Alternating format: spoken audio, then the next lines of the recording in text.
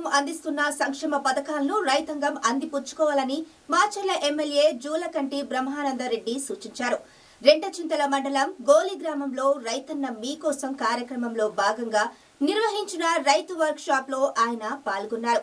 కూటమి ప్రభుత్వం అందిస్తున్న రైతు సంక్షేమ పథకాలు, సాంకేతికత, రైతాంగం కోసం చేపడుతున్న అభివృద్ధి కార్యక్రమాలను రైతులకు వివరించారు.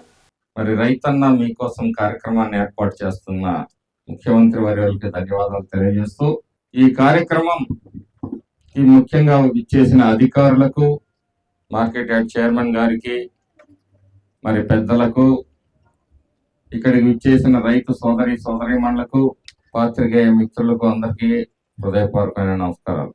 ఇంతకు ముందు అధికారులందరూ స్పష్టంగా చెప్పారు.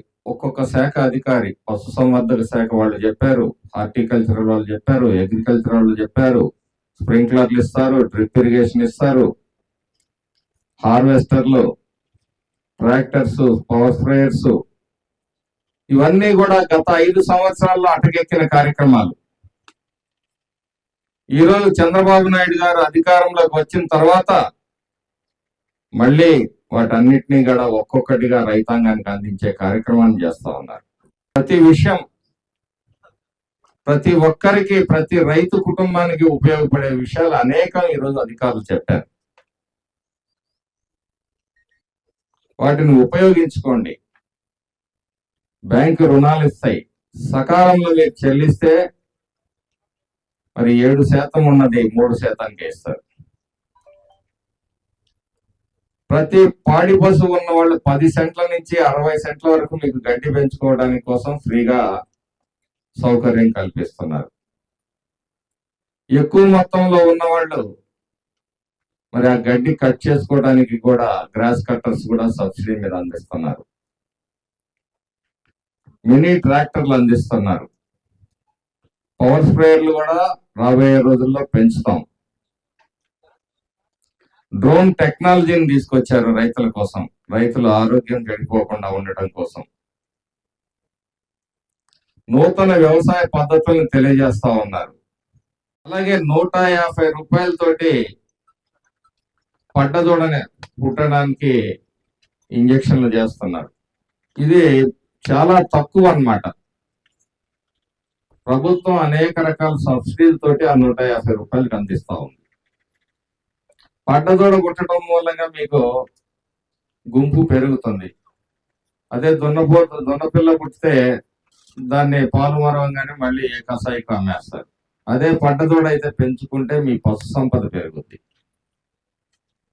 ఇవన్నీ కూడా అందుబాటులోకి తీసుకొని వచ్చారు ఈరోజు ప్రభుత్వం. వీటిని వినియోగించుకోండి. అలాగే వ్యవసాయంలో నూతన టెక్నాలజీ ప్రవేశపెడుతుంది ప్రభుత్వం. వాటన్నిటిని కూడా వినియోగించుకోండి. రైతులు, ప్రతి రైతు మీరు వేసే పంట లేదనేది వ్యవసాయ శాఖ కార్యాలయంలో మీరు రిజిస్టర్ చేసుకోండి.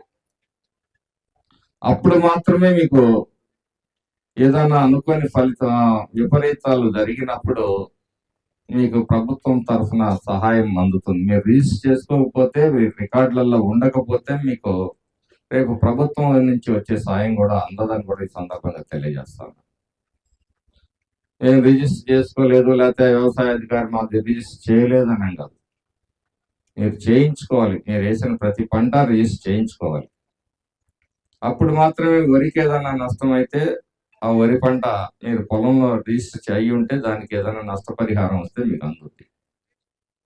అలాగే రేపు కందులు మీరు కొనుగోలు చేయాలి అంటే మీరు ఇక్కడ రిజిస్టర్ అయ్యి ఉండాలి. ఈరోజు ధాన్యం మంచి రేట్ ఇస్తున్నారు ప్రభుత్వం. 17% తేమ వరకు అనుమతిస్తున్నారు. డబ్బు కూడా వెంటనే చెల్లిస్తున్నారు. కాబట్టి ఈ అవకాశాన్ని కూడా ధాన్యం పండించే రైతులు ఉపయోగించుకోవాలి.